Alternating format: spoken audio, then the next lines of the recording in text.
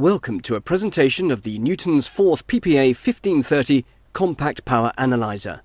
Here we're going to demonstrate some of the standard features on the instrument. We will also illustrate how standby power measurements, and some particular problems associated with that application, will be solved by this product. We have a load already connected, so we can switch on the instrument and see the power-up routine. First, the display will show instrument details while carrying out a self-check, and then automatically detect the input frequency and optimum ranges for the input being measured. Immediately, you see the power in terms of total values, fundamental values plus DC power, and phase angles. This is the standard mode of the instrument, and the display shows some zoom functions which may be of particular interest. While we're on the screen, we will illustrate that you can zoom in any parameter you want to see in greater detail. And if we stop at this point, you can see that there is a red block around the selected items. This red block can be moved with cursor keys, so you can zoom into any function you want. We will leave it at the standard watts, volts, amps and frequency, as these are often of greatest interest in power electronic applications. We are presently connected to a 50 Hz sinusoidal waveform, and we can establish the nature of voltage in current waveforms by moving to the scope mode at the press of a single button. As you can see, there is a sine wave voltage and a sine wave current, which most power analyzers can measure with perfect ease. If, however, we want to look at harmonics and distortion, we move on to look into different modes. There is an RMS button, which will show all the RMS components plus the DC, AC, peak, surge, rectified mean and crest factor of voltage plus current and frequency.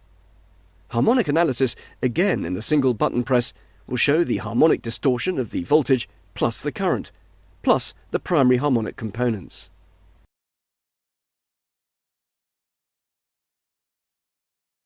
Another button press gives a table where we see absolute fundamental, absolute harmonics, and then percentages of the harmonics of the fundamental for volts and current, or a bar graph. While here we have a small graph because the distortion is low.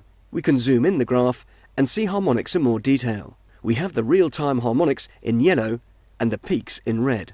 If we now go back to the oscilloscope mode, we want to illustrate a particular problem associated with standby power, and that is the low-duty cycle pulses of current. This is where a standby power supply will take a trickle current followed by periodic pulses of current to charge the input stage during standby mode. This is a particular problem for power analyzers because it causes a problem for frequency detection and ranging, and the power will tend to pulse.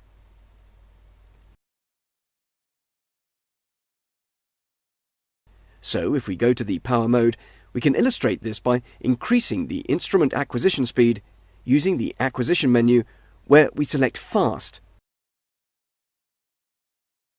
And here we can see the measurement speed increase.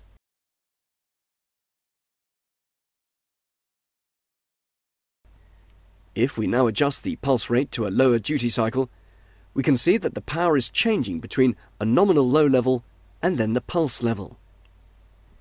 This creates a challenge for switch mode power supply analysis with low duty cycle power consumption and is usually solved by integration over time. However, Newton's fourth have a solution to this, which is a standby power mode. If we select the standby power mode in the acquisition menu, we see that the power screen changes slightly with the addition of a second frequency. At the bottom of the screen, we now see a 10 Hz frequency, which is the period of the pulse frequency, and this period will change depending upon the frequency of the pulse. So if I change the frequency from 1 in 5 of the 50 Hz cycle to 1 in 20, it can be seen that the measured pulse frequency changes from a 10 Hz period to a 2.5 Hz period. I can flick back to 1 in 5, and all the time the instrument is synchronized to the voltage and the current. You will also notice that the power remains completely stable, even when I switch to a low-duty cycle. And we have steady 729 milliwatts power instead of 500 milliwatts, followed by large pulses. We therefore have a solution to switch mode power analysis of low-duty standby in one instrument, with no external shunts and with no smoothing required. Thank you for watching. We hope you found this presentation useful.